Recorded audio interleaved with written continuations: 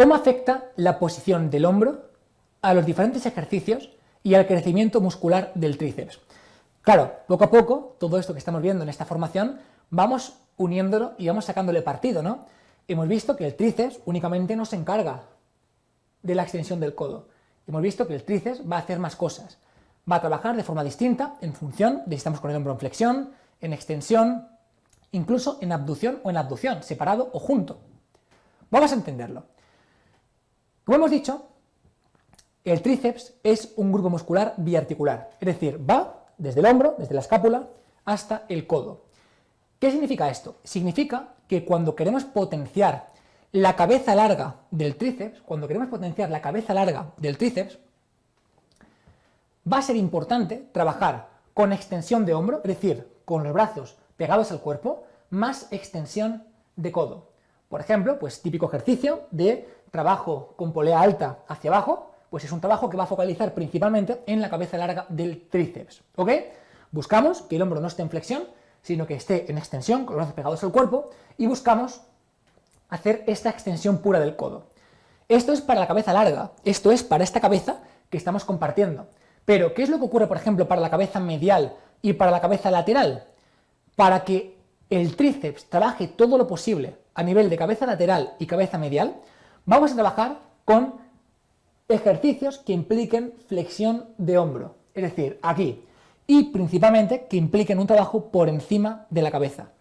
¿Qué implica esto? Esto lo que va a hacer es que, justamente, por este trabajo de insuficiencia activa, tensión pasiva, la cabeza larga no va a tener tanta capacidad para activarse y por lo tanto lo que va a permitir es mucho más trabajo y mucho más focalizado en la cabeza medial y la cabeza lateral. Como digo, cuando buscamos un trabajo en la cabeza larga, por esa vinculación que tiene con el codo y con el hombro, vamos a trabajar con los codos en extensión cerca del cuerpo y haciendo hombros en extensión cerca del cuerpo y los codos van a hacer esta extensión del codo, ¿vale?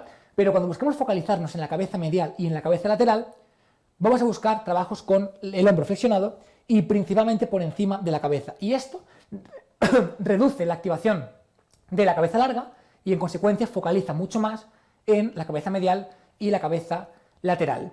Bien, una imagen vale más que 1000 palabras. Y aquí lo tienes.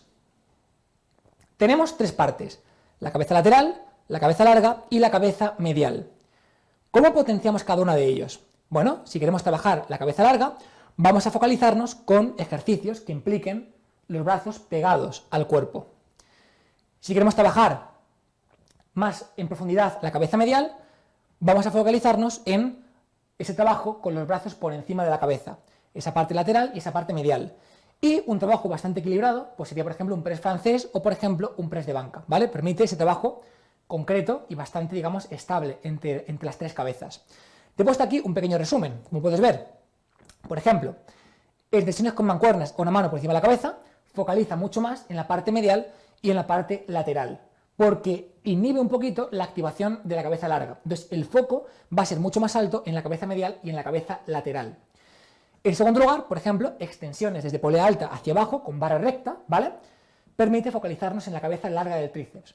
Y por último, por ejemplo, press de banca, específicamente con un poquito más de potenciación con agarre estrecho, o press francés, permiten un trabajo de las tres cabezas por igual. Entonces, en este punto hay muchísimos mitos. Y mucha gente piensa, no, este ejercicio, lo otro, se trabaja más, trabaja menos. Esta es la clave. Y como digo, una imagen vale más que 1000 palabras y espero de verdad que te haya servido.